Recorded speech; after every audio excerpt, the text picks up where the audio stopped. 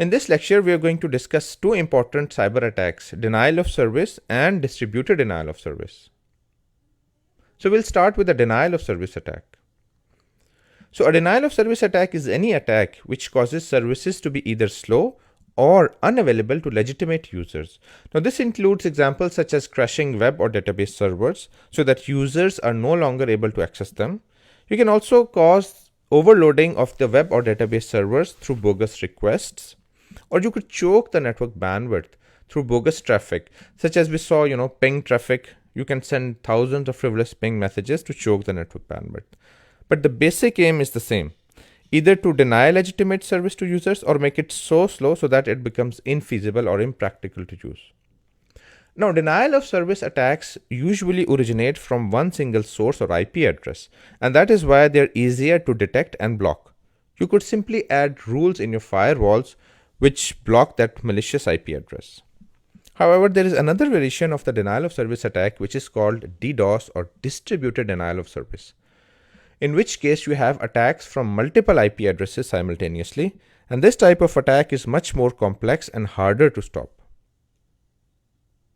So in the denial of service attack, the attackers send a flood of packets such as pings or bogus TCP requests in order to overwhelm the network. So if we see the diagram, what happens is that we have legitimate users accessing a web server, but this malicious attacker is sending fake messages in bulk in order to overwhelm the web server. Now, denial of service attacks are easier to detect and block because they originate from a single IP address. So you could just detect it and blacklist that IP address and add it in your security tools to block it. In contrast, in a distributed denial of service attack, you have multiple IPs which are used simultaneously to launch the attack, and they are much harder to block. So for example, if you have attacks coming from different IP addresses, it would be very difficult to detect and block all those IP addresses. Perhaps the biggest challenge is how to differentiate your legitimate users from fake users, because you'll always have legitimate users who are also accessing your web server, and it is very hard to differentiate between the two, whether it's a genuine IP address or is it part of a big network which is attacking your web server. So this is an ongoing area of research. So we have advancement in both sides, from the attacker's side and from the defense side as well. But generally speaking, this type of attack is not very easy, because not only the IP addresses are different, they are also usually dispersed around the world. Another related concept is bots and botnets. Now, hackers are usually secretive people. They don't want their original IP addresses or sources to be revealed. So what they do is that they hack a number of systems on the internet, and then they create a network of these bots, and then they exploit these bots to launch attacks on the destination or the victim. So in this way, not only they hide their identities, but they also have a very scalable attack. So they can have thousands of bots in their network and launch attacks. So the basic idea is that malicious software is installed on PCs and servers, and then these systems become bots or robots. And so basically this network of bots is controlled by the hacker. And so basically he sits behind the scenes, he hides his identity and still uses an army of bots to launch the attacks. The way it works is this. So the hacker, he basically hacks different systems. This is usually done through installing malware, which is delivered through emails, or users visit malicious websites which have links which install malware. But the point being that once the malware is there, these systems are converted into bots. Often the users are not even aware of it. And the malware opens backdoors, and whenever the remote commander or the hacker sends instructions, these systems launch attacks on the destination. Now this type of attacks is dangerous because, first of all, the identity of the hacker is unknown. So even if you're able to trace your attack to a bot, the identity of the hacker would still be hidden. And secondly, these type of attacks are very scalable.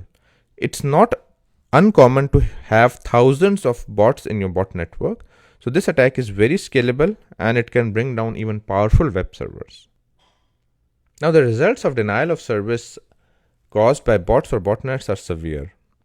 The first could obviously be loss of service to your legitimate clients, and this is bad for your business. It may result in a loss of service to employees. So if your server is down, your employees may not be able to log in and carry on their regular activities. Obviously, all of this results in a financial loss. Kaspersky did some research and they said that an average denial of service attack causes a damage of around 1.6 million to companies. Perhaps an important factor is reputational damage. I mean, even if there isn't a significant financial damage, or if you are a big corporation which can, absorb financial losses, even then you'll have reputational damage, and people may no longer trust the security of your systems. So how do you protect against distributed denial of service attacks? One way is to use load balancing. In a distributed denial of service attack, you have malicious traffic coming from so many different IPs and sources. So what you can do is that you can increase the capacity of your backend. You can increase the number of servers so that your backend is also scalable and can handle additional load. So now, instead of all of the attacks focusing on one server, multiple servers are going to take off the load and they're going to distribute the load, and this provides some sort of a cushion for the organization to react. Now, eventually your backend has still a limited scalability, right? So if it's a very big attack, it will still eventually overwhelm your network. But you do get a cushion of time in which you can devise a counter strategy. And still, it is much better than having a single point of failure, one server which fails and brings down your corporate network. Another way to detect distributed denial of service attacks is through their patterns. So basically, we can observe any abnormal behavior using different techniques such as machine learning. But before you detect abnormal behavior, you first have to define what is normal behavior. So basically, normal behavior is determined by observing the traffic patterns in your network. For example, a very simple normal behavior could be that on average in a given day, your corporate network receives, say, 5 gigabytes of incoming traffic and 10 gigabytes of outgoing traffic, right? So if you see someday that you are observing 100 gigabytes of traffic which is outbound, then obviously this represents a deviation from the normal. And similarly, you can have many other statistics. For example, you usually receive your traffic from certain regions of the world, but if you see a lot of traffic from a new region of the world, then this can also be a trigger. So that's how you define normal behavior, and based on that you can detect abnormal behavior. So usually abnormal behavior is detected from logs, for example. This could be a sequence of web pages accessed. So for example, you know that normal users, they go to the home page, then they go to a certain page, and so on.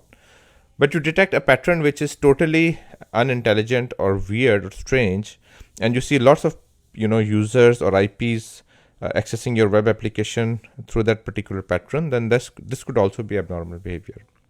Another example is time spent on web pages. So for example, you know that an average user spends, say, 15 seconds to 20 seconds on your login screen, but then you detect that there are users who are spending, let's say, 1 hour or 2 hours on your login page, then that is also a deviation from the normal behavior. Another could be request rate, obviously, the number of requests you receive per minute or per day. Another telltale sign could be if remote users are trying to access certain ports. So for example, we know that telnet port 23 is insecure. Similarly, HTTP port 80 is insecure. So normally all of your remote shells should be through port 22 on SSH, and for web applications you should be using 443. So if anybody is trying to access these vulnerable ports, then this could also be a sign that someone is trying to attack your network. Another important fact is that the correlation of traffic from different geographical regions. Say you receive 90% of your traffic from Asia, for example, right? And now you detect that you're receiving 90% of your traffic from Europe suddenly. Then this is also deviation from the normal. So the key point being that you have to define normal, and then based on that you can detect abnormal behavior. Another characteristic which could be used to make this differentiation is the packet types. So for example, you should only receive a limited number of, let's say, TCP sync messages, which are always sent when a client is initiating connection with your web servers. So say in a day you receive 1000 TCP sync messages. Even if you receive, say, 1500 or 2000, that's okay. But if you receive 20,000 TCP sync messages suddenly, then this means that there may be some sort of a distributed denial of service attack going on. Now please keep in mind, you can have legitimate situations in which you have these deviations, but it doesn't mean that it's always genuine. So you have to be on high alert, and you have to employ your security tools to dig further in and detect if it's a distributed denial of service. And that's one of the challenges, to differentiate legitimate users, legitimate traffic patterns from illegitimate traffic which is trying to destroy your network. Another interesting technique is to use IP blacklisting. So you can check the reputation of suspicious IPs and add them to your firewall rules in order to block them. Now there are several sources from where you can get this list of IP addresses. First of all would be your list that you build up yourself for your own corporate network based on the traffic patterns that you have observed. But there are also other sources. So for example, there are threat intelligence IP blacklists for known botnets and reflectors. And you should definitely consider adding them to your own blacklists, because the point being that you don't need to be attacked by each of these rogue elements, and only after that you add them to your firewall rules. Sometimes it pays off to be a bit proactive and keep on contact with latest threat intelligence IP blacklists and add them to your security tools. Some of the challenges in blacklisting particular IPs is that obviously IPs are dynamic. They change all the time. So it's not like there are IPs which will be fixed for several years. So it's always a fluid kind of a list. IPs are being added, IPs are changed. If an attacker suspects that his botnet has been detected, he may move on to different IP addresses and so on. IP spoofing is another problem. They may spoof legitimate IP addresses which belong to legitimate clients or servers, and you may think they're coming from legitimate users, whereas they are not. Another problem is obviously false positive. You may erroneously blacklist genuine IP addresses. So you have to be a bit careful in how you blacklist IP addresses. So this is an ongoing activity. It's not a one-time task. It has to be reviewed periodically and updated. Another powerful technique to prevent distributed denial of service attacks, and a technique which is widely being used today, because a lot of the companies, they don't have the time, resources to invest into developing their own in-house security teams, is to use content distribution networks such as Cloudflare. So what they do is that they offer protection against distributed denial of services by using several techniques such as load balancing, detecting attacks, and blocking them. So the traffic doesn't directly go to your network. So consider this example. This is your corporate network, and this is the public internet, and these are your users, or they may include attackers. So now, instead of the end user traffic going directly to your corporate network, it first goes to the third party solution, where it is checked for any problems such as any patterns of distributed denial of service attacks. And Cloudflare and similar solutions, they also provide some sort of load balancing. So they provide some sort of elasticity into your solution to absorb some sort of peak loads. And once the traffic is cleared, it is passed on to your corporate network.